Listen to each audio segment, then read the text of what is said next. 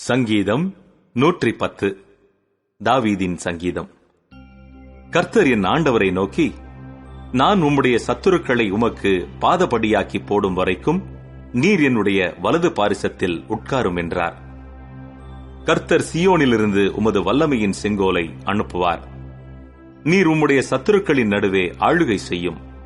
உமது பராக்கிரமத்தின் நாளிலே உம்முடைய ஜனங்கள் மனப்பூர்வமும் பரிசுத்த அலங்காரமும் உள்ளவர்களாயிருப்பார்கள்.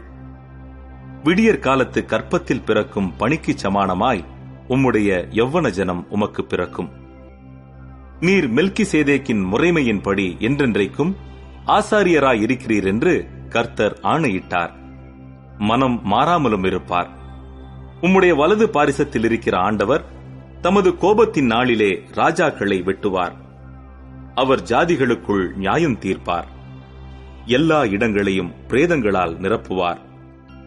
விஸ்தாரமான தேசங்களின் மேல் தலைவர்களாயிருக்கிறவர்களை நொறுக்கி போடுவார். வழியிலே அவர் நதியில் குடிப்பார். ஆகையால் அவர் தமது தலையை எடுப்பார்.